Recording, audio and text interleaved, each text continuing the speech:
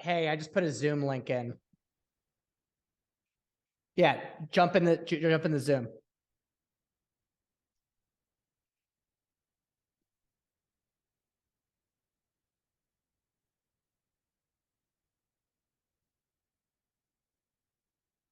All right, all right. Everyone's coming in. Perfect.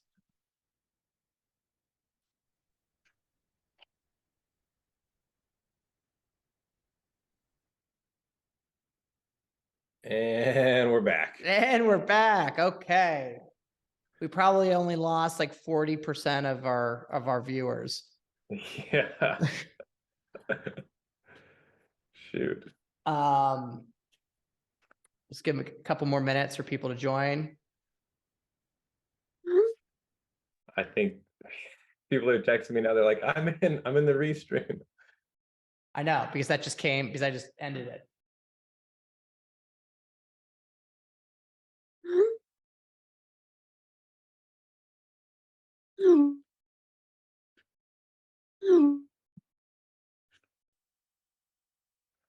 Oh my gosh.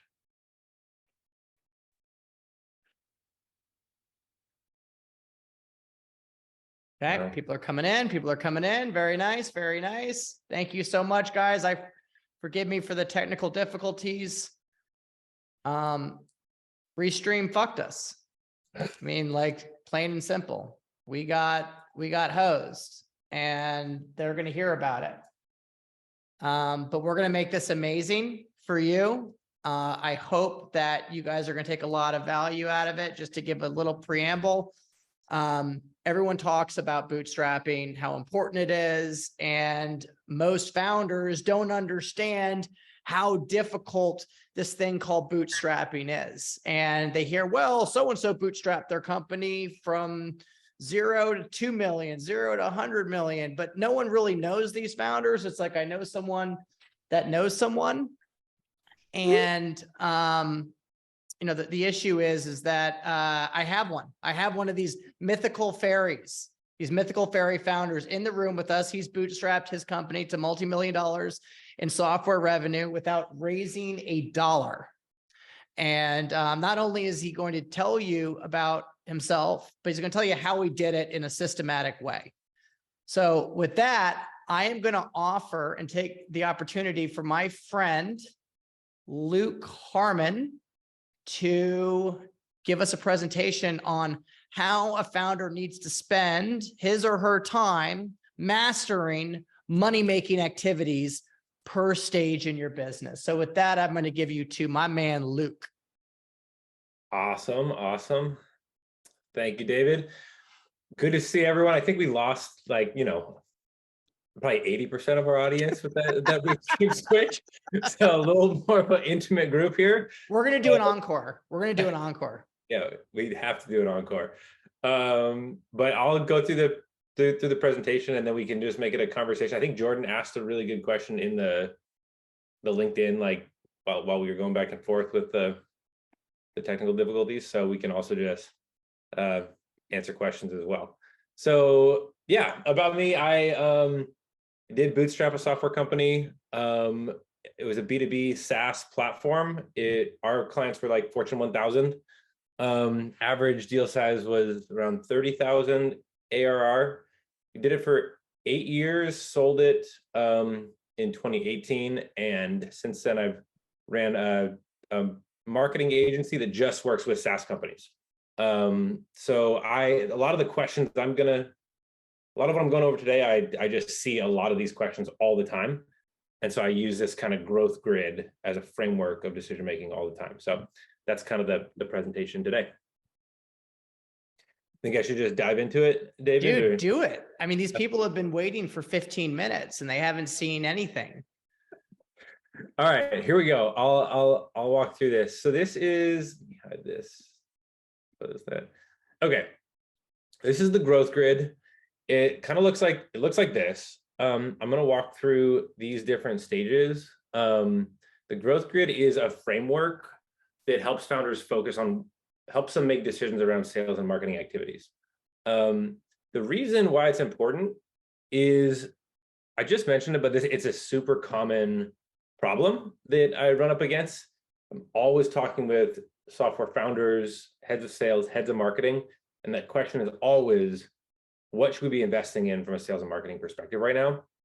The growth grid gives a simple and clear framework. It's essentially a map that says, okay, if this is where you are, these are activities you should be focusing on right now. And it's also helpful because if you think, hey, should I be investing in SEO right now? It's not that that's a bad idea. It's just that if you leave that in your brain, it kind of can clutter decision making. But if you know, okay, the right time to think about that is at this point in the future, you can kind of just mentally move it from a thought process of right now to, hey, let me put this into the appropriate place. And Luke, if we're talking from a bootstrapping perspective, we're talking about not just investing money, we're talking about investing time.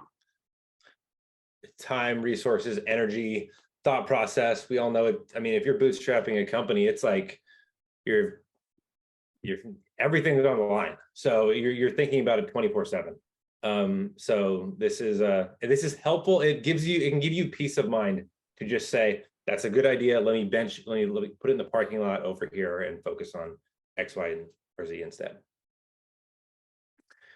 Okay, I'll just go through it. Okay, so what I laid out here, I think things that are important to consider are posture to have, sales tactics, marketing tactics, what to measure, what your common sales challenges, and who to involve. So at 0 in revenue, this one will take 2 seconds to go over because probably 100% of the population has been at this stage. This is like you're drinking wine with your friends and you're like, this is going to be a great idea. Let's make up this. And my only encouragement here is like, throw it into Google, start researching, just do more than have it be a great idea over wine. But then the big challenge is action, like take action, like start getting the process going, get some momentum. And I think the big question about who to do it is like, do you want a partner, or are you going to be a solopreneur type of thing? So this is like the easiest one. We can kind of just almost skip this one, but it's like the stage everybody's kind of been at. But it's everything, right? Because everyone's like, well, I need money to do anything. And that's, I'm sorry, that's bullshit. Yeah. And I would say you don't need money to move to the next stage. You really, really don't. Even if you are going into a business that you're like, the only way this thing can succeed is if it's capital intensive, you can get past this stage, or you can at least go down this checklist and do all your research, all your crossing your T's, dotting your I's, and everything. So I think this is the column where I think it starts to get interesting. And if you want, like, I can send this around afterwards. There's like more on the very last slide. There's like more than one word to each thing. That as I was kind of like writing this out, I wrote.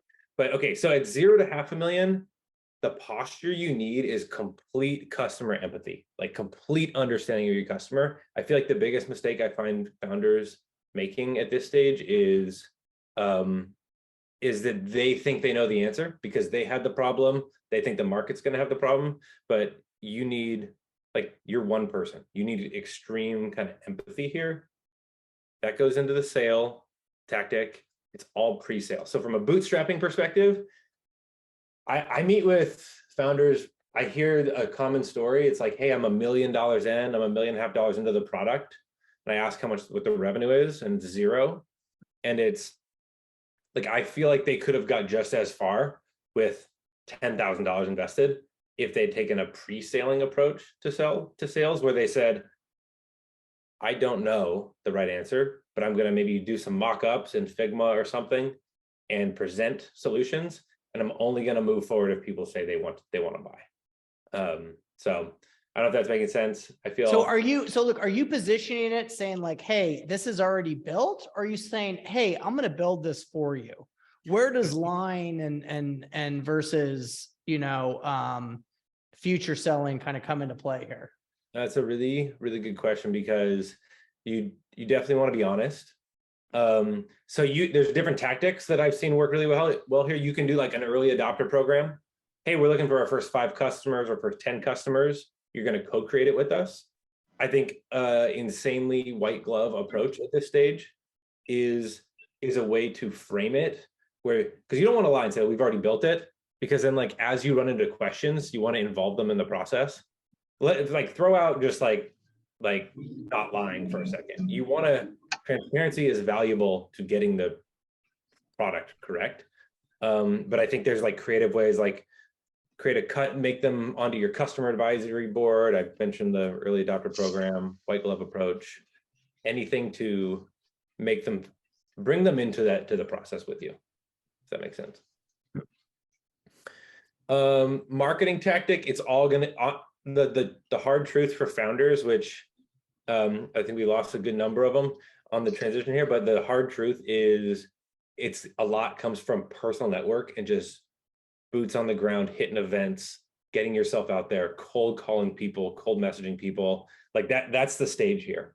Like you don't have anything big enough and you don't have the funds for anything more than that. But that's where it's going to come into play. And then measurement, this is where I think founders lie to themselves a lot. The measurement is revenue. And it's not just because you need revenue to run your business, because that's not always true. What if someone invested? What if your spouse works? What if you have family money? I don't know. But the real reason is because the conversations you have with customers totally change when they're paying. Like versus them being like, oh, I'm on a freemium product or I'm getting some sort of discount. But if they're paying, all the feedback changes. So Luke, I think there's something going around personal network. I see a lot of founders, saying like, hey, I really don't want to talk to my friends about selling the product or pressuring them to sell and, or, having my family buy it or whatever the case may be. I guess it depends on whatever product you're building. But, I find that kind of be counterintuitive because, you want your early adopters to be people that know, like, and trust you because you're on the line for it. And, I guarantee, from a value perspective, you're going to over deliver on every single, initial customer. Right. And so there shouldn't be any thought in your mind that your customer is not going to be happy because you're going to do everything in your power to make them happy because they're your only focus. Yeah, no, totally. I mean, I could see that argument if you're like selling insurance or something, you don't want to like be bugging people. But if you have a product that you're really going to solve their problem, like one, they could be your biggest cheerleader. But I think another thing I mean by personal network, yes, friends and family, but I'm talking about a customer. I guess my main thing here is that the thing I run into working with founders is that they don't want to take responsibility for this sometimes. But the reality is because you don't have a product yet. The sales challenge is credibility. You don't have a product that's really adding any value to the world yet. And so all you have to stand on is they're buying the founder, So from a personal network, maybe it's friends and family, but also you just need to go out there and go find the people that will become part of your personal network that have this problem. And they're going to buy you as opposed to buying the product. And that's kind of the hard truth at in this first $500,000. Does that make sense? Mm-hmm.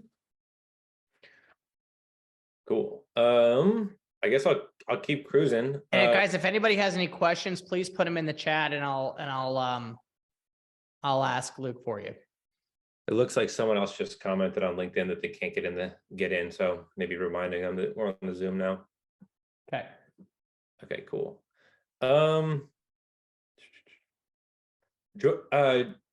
Jordan, what state do you mind sharing revenue of Tractile right now? Because I could maybe even answer your question if it's in this or speak to a question. Yeah, 100%. We're at 168,000 ARR. It's myself, my co-founder who's the CTO, and we have one software engineer working for us. Yep. Yeah, that makes sense. And what you did have a specific question. I was going back and forth. Yeah. Basically what we're trying to do is manage the capacity that we have, like how many seats we want to bring into our early adopter program. We don't want to go too many and then have all these varying levels of feedback, because we need to be kind of laser focused on the most important pieces of functionality we want to build or things we're looking to fix. So it's kind of my question is, how do you balance that capacity when you got a limited team? And we're fully bootstrapped as well. Yeah, yeah. No, that's a really good question. So, yeah. So actually, what you touch on is kind of like where I feel like this chasm gets crossed at around 500,000, but it's not prescriptive. It's not like exactly like you could be there now, but I think like at Profits for Purpose, my software company, what we did was in the early days, we would build anything, right? Because we had that posture of like, we don't know, we want to listen to the market. And for us, when we got around like 600,000 or 700,000 in revenue, everything was breaking because we built everything. And we switched our posture to this, like almost like we had to educate clients how to pay for stuff. And we implemented this rule, we called it 3rd time's a charm. Like nothing would get on our, like, I guess if I was you, I would like bring everybody that you can into the early adopter program, because you're going to have churn, you're going to have people leaving, you're going to have attrition. I'd bring them all in, get all the perspectives, and then solve the problem of how to manage those people effectively. And tactics that, 2 tactics I used at that stage were the 3rd time's a charm. So like educating them that like, hey, even though there's an early adopter program, here's a rule. We have to hear it from 3 people before it gets, not that we'll build it, then it just gets even for argument of being in our roadmap. Or the other one we used, and why I called it pay to play, was we just educated on like how to scope, like that scoping includes features, timeline, and cost. And if people were kind of like brought into that world, they could kind of have context for like understanding the impact of their suggestions or what they asked for.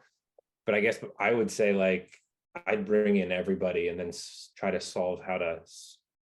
problem solve about how to Right. build it with that. It's a good problem to have. It's a great problem to have. I wouldn't turn away people. I don't know if David, you have a perspective on that. Yeah, I mean, that's one thing I don't pretend to do is be an operator and build products, but if people are willing to play and give you feedback, I think that's the gold, right? You just got to prioritize, and figuring out what those metrics are with your customer base is big. Can I just ask one super quick follow-up question on that? Pricing, how do you price in a pre-sale? Is it annual still, or implementation upfront, kind of one-time buy-in, maybe then it rolls into a recurring?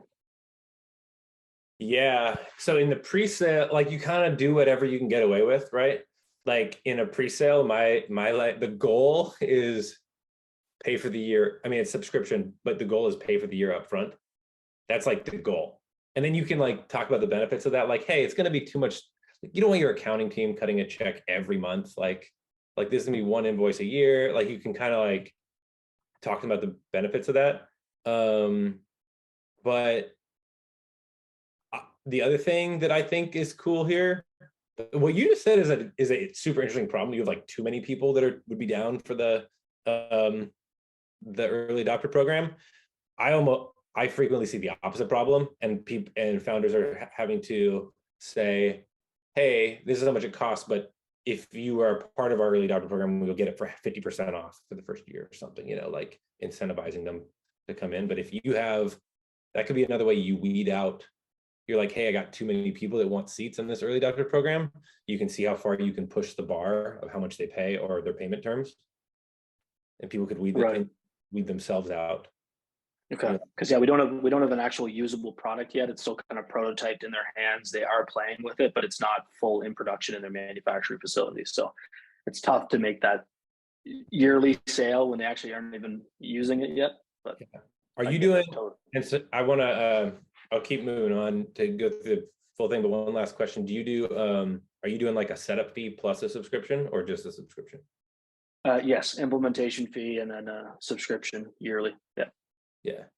So I think one thing that was a game changer cash flow wise when we were bootstrapping Profits for Purpose was we time boxed So we'd say, hey, the setup's, it's going to be 20 grand because it includes all these things like hours of dev and whatever. But then we would say the subscription does not start on launch. It starts 60 days after this signed contract or 90 days. So we could start billing the subscription, like, because what's going to be out of your control for the launch date is if they start asking for more features and things, and all of a sudden you're not live, but it's because you're getting good feedback that's good feedback, but now you're like on a 9-month implementation. So I would just put in the contract like, hey, and subscription starts 60 days, like a certain, I would just tie it to time as opposed to an event, like launch or something like that. So, but those are all like pay to play type of things, because like this is where you just get more aggressive with, and it sounds like you're kind of here because you have too many, quote unquote, too many early adopters. You get more strict about forcing them to pay. And I think the posture that happens as a founder is you have to go from deep empathy and understanding for one-off cases to pattern recognition of like, hey, what's signal versus noise here? What's real? Like you have to like set up processes in place like you know, third time's a charm. So okay, so marketing tactics. Hold on, Lugana's got a question on that last section. Oh, sorry. Oh yeah, sorry, you guys already moved down to the 500 to 1.5 mil, but Cool hat, Anna. oh, thank you. Mm-hmm. I get a lot of comments on that lately. Yeah, it's nice and warm. Some of the hurdles that you overcame during that 0 to 500K phase, like especially in B2B, like how did you get over those? The other question I had while we're at it is, you know, when you're talking about this setup, the implementation costs, like what are all of the kinds of things? I mean, without getting too much detail, but how do you justify like, what was it, like 30 grand or like, maybe I misheard that. I was just kind of curious about what you justified for, especially when, how long of a time box, depending on what the product was exactly. It depends. Okay, the second question, it depends on the size, like basically the size of your product. Like, well, from what can you tell me, like what you're like a client for you, how much would they pay each year? Well, so lately the business model has been like 150 to now it's risen to like 300 per location. So that's more in like a small business / like small groups of practices or locations concept. But you know, if you're doing B2B with you know, enterprise, very large businesses, then you know, you probably would have a lot higher pricing strategy with that. But in that case, like how many you said like on average $200 a location, like how many locations would you sometimes, you know, it'd be just a single practice owner, or it could be, you know, a group of 7 to 8 practices, for example. Yeah. So in the early, so those are both your questions are tied, because I would approach those early customers with you almost position yourself as a custom development shop. Because and then you can justify them paying, because you can say, hey, our hourly dev rate is whatever, call it $150 an hour. Here's the features you want. If you have a developer sitting next to you, they say a feature, that developer can tell you this can be 20 hours worth of work. You do the math, you show that to the client, and it is expensive, but what the client's getting is a custom product. So that is the sale at 0 to 500,000, in my opinion. If you're going to bootstrap it, yeah, it's, hey, we are your custom development shop. But at $500,000, you mentally and emotionally pivot away from like it becomes one customer is like the true north to like now one customer is just anecdotal, and you need to like have processes in place for pattern recognition. that makes sense. Makes sense. Yeah, that's a good question. So at the measurement, 500 to 1.5 million is, in my opinion, is all like what makes the sales team happy. Because sales knows, like sales does not mess around. They're gonna be like, they're gonna tell it to you straight. Like, these are the only activities we want to do is because these drive revenue. Let me look at what I wrote here for. I think you look at outbound metrics, and what you're going to try to get to is CAC, cost of acquisition. It's difficult. You don't have enough data to like get a real number there, but what you're trying to head toward is CAC, but your more day-to-day metric is like what makes salespeople happy. The sales challenge where it was, and by the way, all these like stack on top of each other. So like in the beginning, you're open, then deep empathy, and you move to pattern recognition. You don't leave those behind. Like you have to take them forward. And with the sale challenge, I think what happens here is you start seeing competitors everywhere. Like in the beginning, because it's a founder-led sale, like someone might close a deal without even looking at other products, but now you're at the table and they're looking at 5 other solutions. And this is where you like, even though it's founder-led, you start bringing in a team to like sell the deal. Yeah.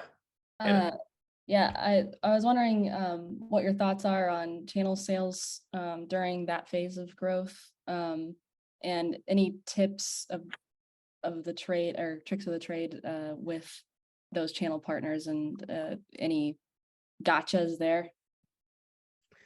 Man, I'll be transparent. I feel like channel sales is one of those things that it's kind of like if you hit it, that's like the golden goose, you know? Like, but I've never been a part of like a scenario where we struck gold there. All of the strategies I've done have been like, we've tried some of that, but we've never like found the perfect channel partner where it's like now they just give you a ton of business. So I don't know if David, the companies you've invested in have ever grown from a channel sale. Yeah, so channel sales are one of those things that is pretty difficult because the path to revenue is usually further. You need to manipulate, essentially another sales force to sell your stuff. That being said, so I've traditionally been kind of bearish on partner sales from an early stage company perspective. That being said, however, right, in the last couple of years, I think there's been so much money that's been pumped into startups that people have been solution fatigued. There are just so many people that are getting outbound hit on LinkedIn, on email, that it's just the noise is deafening. So I think there is a trend towards partner-led growth.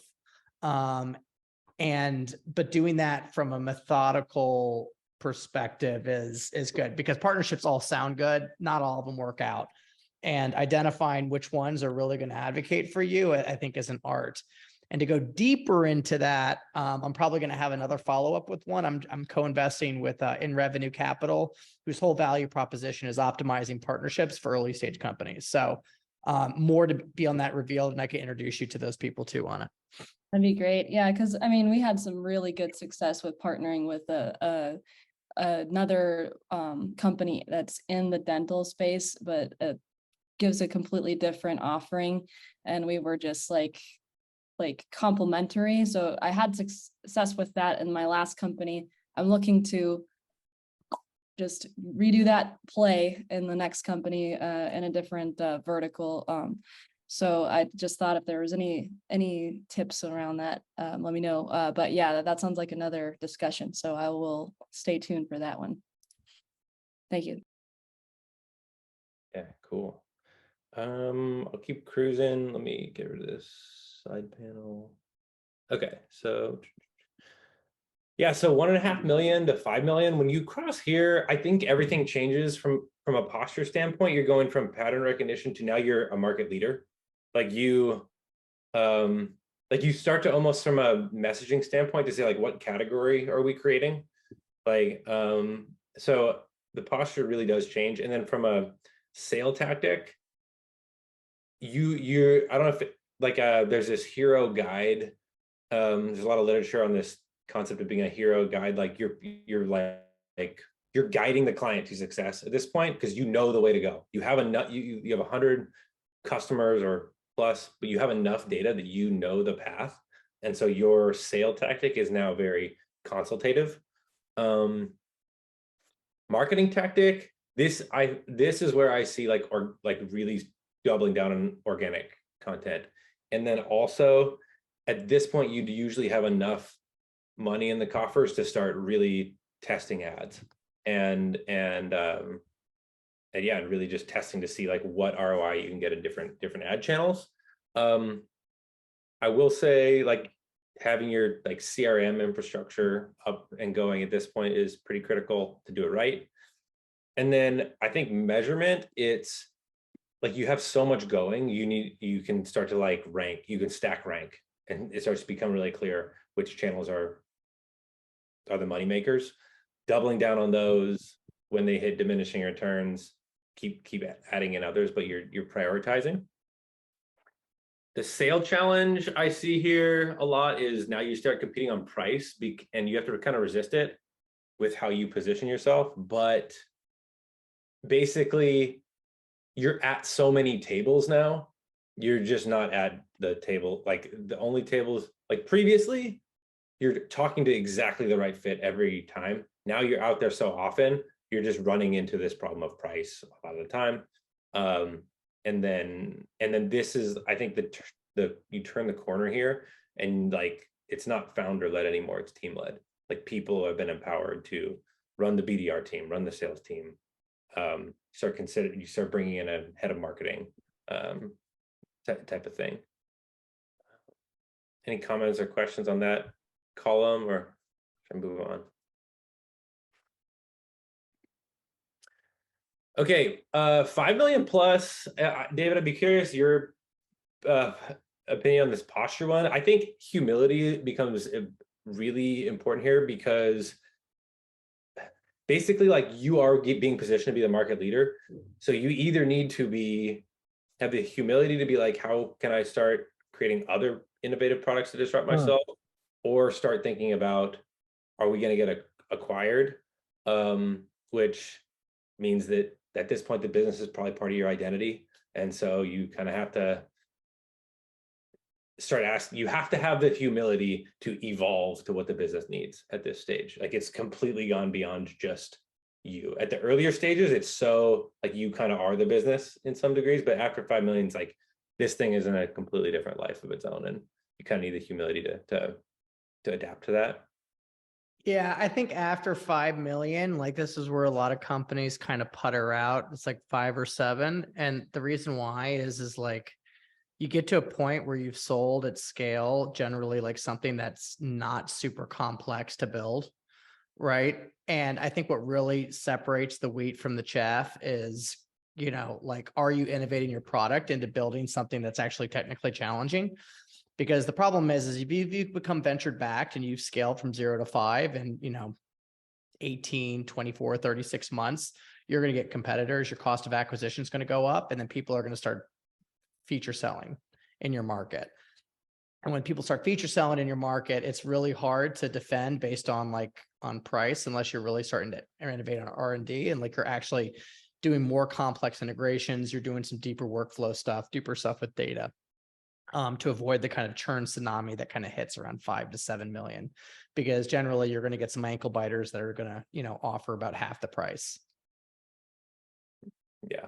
ACV goes down, cost of acquisition goes up, and churn goes up. It's kind of a recipe for disaster.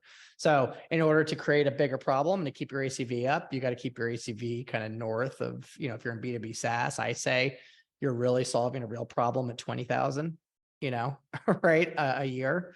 And because people are willing to pay for it. And then if you can get some integrations in your workflow, you can, continue to start, piping in features. Yeah. Yeah, I agree. And then the sale tactic, I think it even changes with the posture though, from like guide to like a challenger sale. There's a lot of literature out there on the challenger sale, but it's like, it's not that let me help consult you. It's like this is the right way. Like you have enough going that this is the right way. Marketing, double down on like what's working, and scale that. And then the measurement is interesting. Like you double down the most on like which ones are working the most, but you've also hit a place where it's like high tide raises all ships, and like you kind of almost have to take a more mature approach of like, this is omni-channel, and as we invest, we have to measure things at a higher level. The sale challenge is reputation. Like, you're big enough now that you have bad reviews, you have good reviews, like people have formed an opinion about you, they're writing about you. So that's what you're gonna have to kind of mitigate against, and then continuing to build a team. I feel like that becomes like the most important thing. So yeah, that's kind of this decision-making framework. I use this all the time because we work with software companies on their sales and marketing, and around every time we're making decisions, I like mentally am like placing myself in here. And this last slide has more info. But you know, for Jordan and Anna, if you guys want to talk more offline about this stage and like how to get people to, how to pre-sell people, how to get them to pay, how to get them to fund the product development. I'm happy to share tactics that we've done. It's all about finding like what kind of moves the needle for those people. I'd be very interested in that. Yeah. Cool. Everybody, you know how to reach Luke. I'm going to put this recording up. Luke, let's do an encore of this. Since we really shit the bed on it, on the launch. But let's everybody give kind of Luke a golf clap. Thank you so much for coming on, explaining what you're doing with us. Really appreciate it. Just reach out to Luke directly, Luke Harmon. He's on LinkedIn, and reference the Zoom, and he's happy to share all this information. He's a great resource and a great friend. They say you can never trust a grown man that's blonde, but Luke's a good guy. I don't even know what to say. Yeah. usually people grow out of that, but you just kept it. All right. I will talk to you later. Everyone, see you next month. Bye-bye. All right. Thanks, David. Thanks, everyone.